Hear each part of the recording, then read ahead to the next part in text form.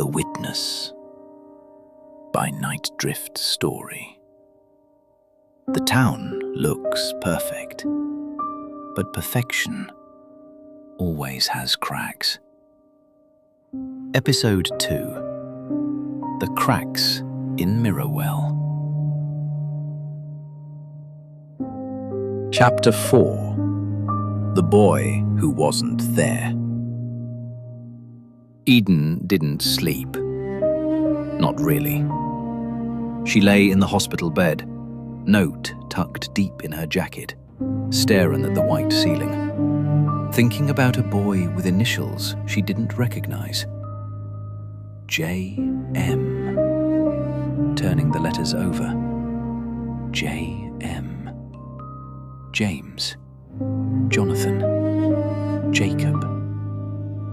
None of them landed. None of them felt like a memory trying to surface. Just letters.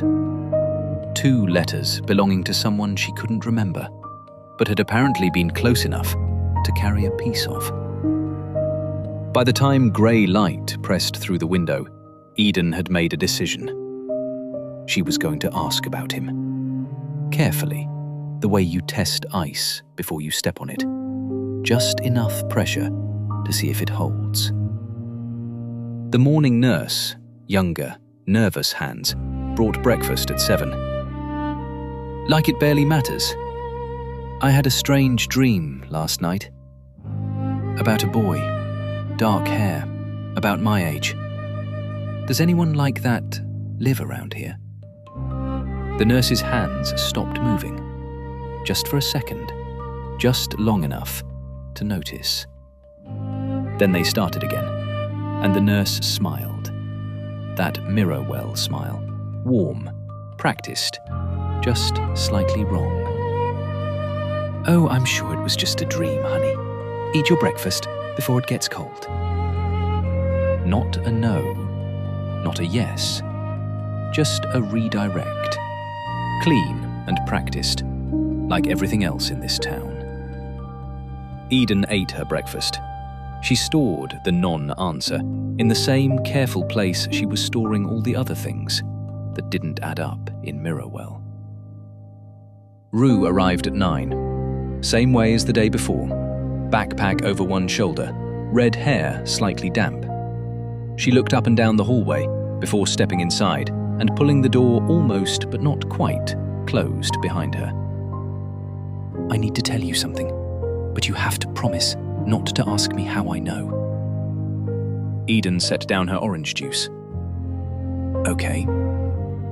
There was another kid, Rue said quietly. Found at the edge of the same woods, 3 days before you. Eden felt something shift in her chest. The compass needle swinging again. Dark hair? Eden asked. About our age. Rue stared at her. How did you know that? Eden didn't answer. She just looked at Rue steadily and asked the question that had been sitting in her chest since she first found the compass. What happened to him? Rue looked at the window, then the door, then back at Eden, equal parts guilty and frightened. They said he ran away. His parents packed up and left 2 days later. Sheriff Hadley said it was a family matter. Said there was nothing to investigate. But you don't believe that, Eden said. Nobody in Mirrowell runs away. That's the thing. Nobody ever leaves. Eden looked down at her hand, at the faint scar on her left palm she couldn't explain. She was starting to think she already knew what had happened to J.M. She just couldn't remember how she knew. Chapter 5: The Photograph. They let Eden walk the corridor that afternoon. 30 minutes, supervised by the young, nervous nurse, 3 steps behind her the entire time, like a shadow that hadn't learned to behave naturally yet. The hospital was small. 6 rooms on one floor, a nurse's station, a waiting area, a bulletin board covered in community notices. Eden walked slowly. She read the notices without appearing to read them.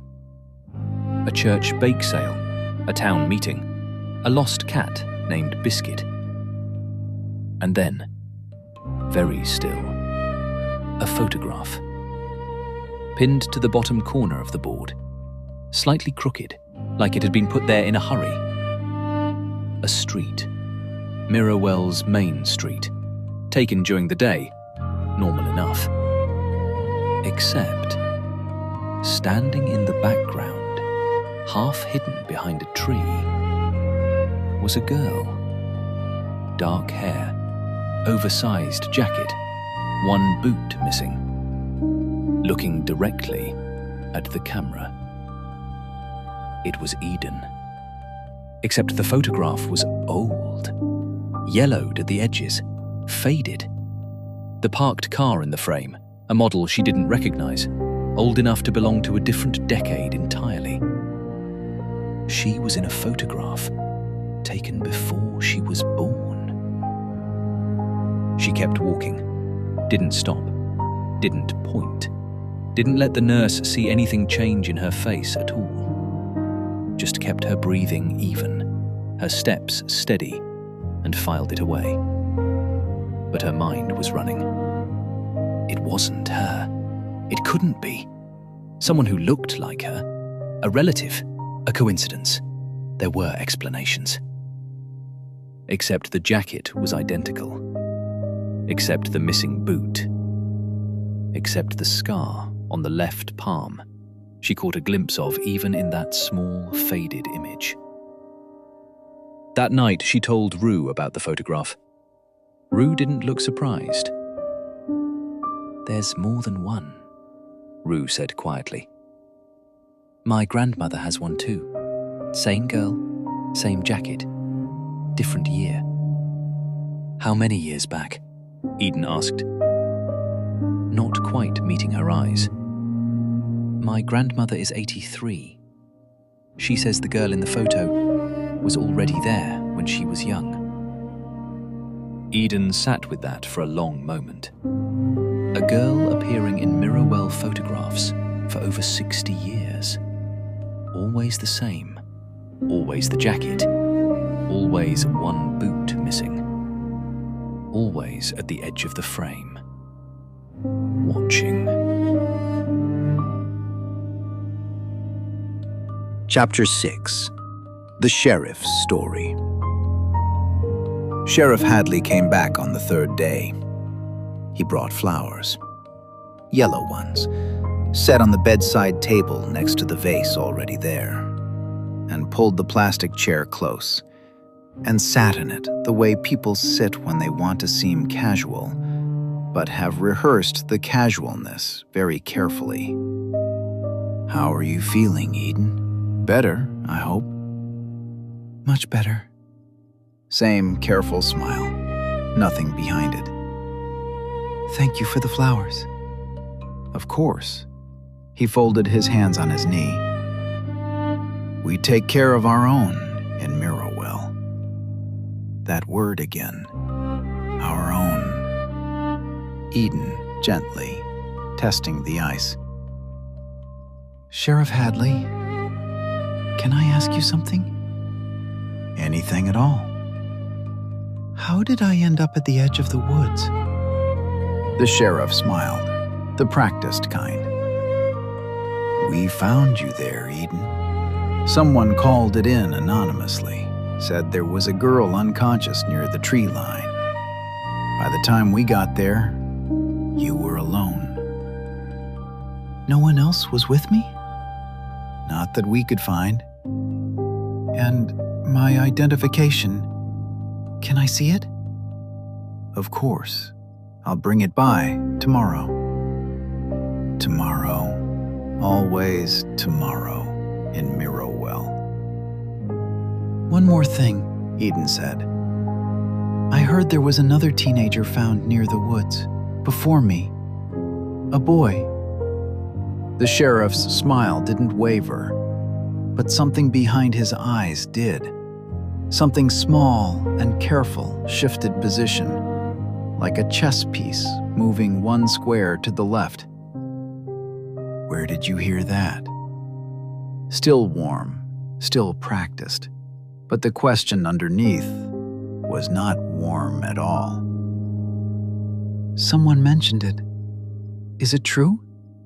A boy did go missing briefly, but it turned out to be nothing. Family situation, all resolved. What was his name? Eden asked. The longest one yet. The sheriff stood up, smoothed his uniform, smiled one more time, the warmest smile yet, the most practiced. You know I can't share details about minors, Eden. Privacy rules. He moved toward the door. Sheriff Hadley, do you know what JM stands for? Complete stillness, just for a heartbeat. Then he turned, and for just one fraction of 1 second, behind the practiced eyes, the warm smile, the perfectly pressed uniform, Eden saw something she wasn't supposed to see. Fear. Sleep well, Eden, he said, and he left. Eden looked at the 2 bunches of yellow flowers, the ones from the nurse on day 1, the ones from the sheriff today. Same flowers, same shade of yellow, same type, like they'd been bought from the same place, like someone had told them both exactly what to bring, like it had all been arranged. Every smile, every flower, every practiced word. She picked up the broken compass, turned it over in her hands. The needle spun uselessly, broken and directionless. Just like her. But tomorrow, she was getting out of this hospital, and she was going to find Hollow Road. Episode 3. The Truth at the Edge of Town. Coming next. If this story got you, like, follow, and share it with someone who won't sleep tonight.